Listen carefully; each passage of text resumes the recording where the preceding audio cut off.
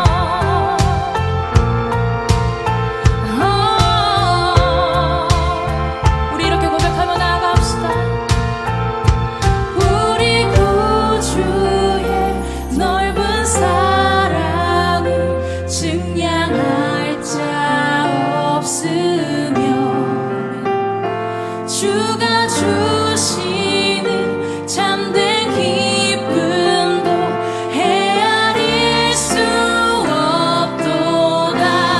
다시 한번 헤아릴 수 없도다. 마지막으로 헤아릴 수 없도다. 우리의 목소리로 나아갑시다. 내가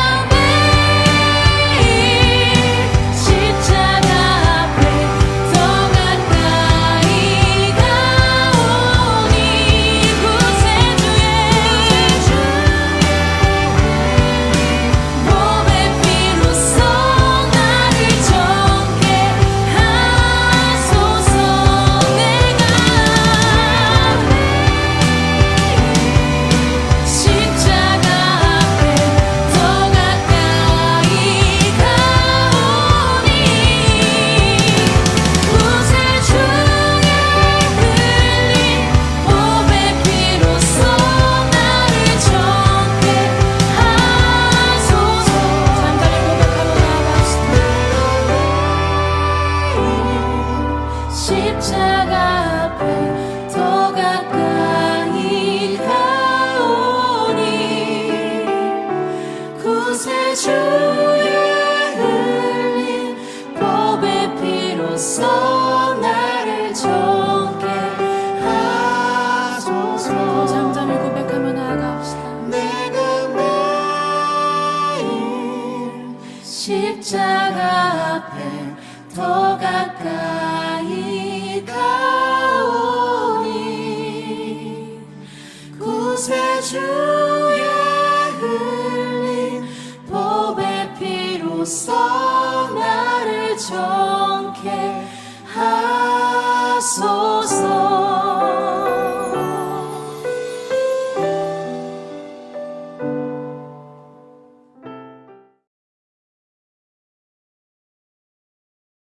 제1장. 태초에 말씀이 계시니라. 이 말씀이 하나님과 함께 계셨으니 이 말씀은 곧 하나님이시니라.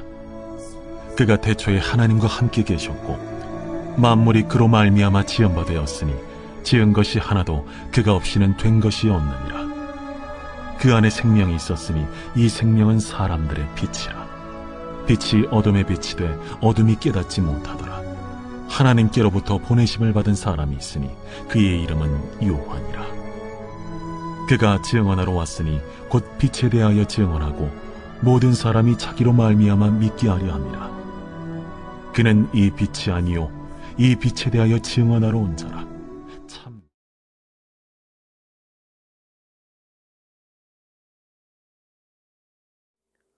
오늘은 우리가 요한복음 1장 1절에서 8절의 말씀을 나누고 있습니다.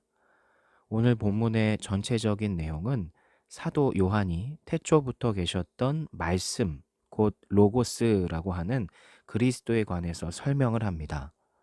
예수님은 처음부터 하나님과 함께 계셨고 세상을 창조하신 하나님이십니다. 그분 안에 있는 생명이 빛으로 나타나 어두운 세상을 비추었지만 세상은 깨닫지 못한다라고 요한은 이야기합니다. 예수님은 하나님이시며 또 동시에 세상을 창조하셨듯이 죄악된 세상을 재창조하시기 위해서 오신 분이다라는 사실을 사도 요한은 강조하고 있습니다. 그리고 오늘의 말씀을 통해 사도 요한이 이야기하고자 하는 것은 예수 그리스도는 이 세상을 구원할 유일한 희망이라는 사실입니다. 죄로 물든 어두운 세상을 밝은 빛으로 비추어 변화시킬 수 있는 유일한 대안으로 예수님을 제시하고 있습니다. 왜냐하면 세상에 존재하는 모든 만물이 그분을 통해 지음받았기 때문이죠. 예수님은 말씀이시며 우주가 존재하는 모든 근원이자 근본 원리이십니다.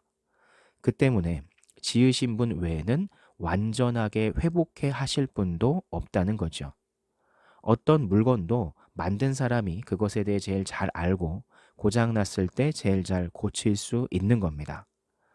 한낱 물건도 그러한데 물건을 고치는 것과는 비교할 수 없는 죄로 오염되고 비뚤어진 이 세상의 모든 조직, 원리, 인간성들을 고치고 회복하는 일을 행하실 수 있는 분은 오직 주님뿐이라는 겁니다. 이것이 바로 사도 요한이 강조하는 부분인 거죠.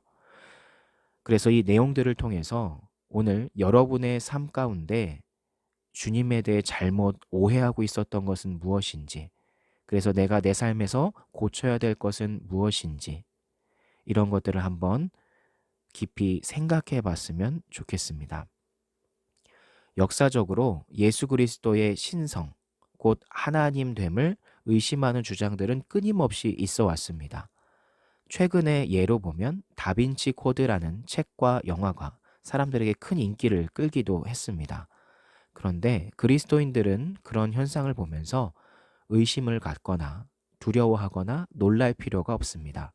왜냐하면 이런 일들은 2000년이 넘는 역사 속에서 늘 있어온 일들이기 때문이죠.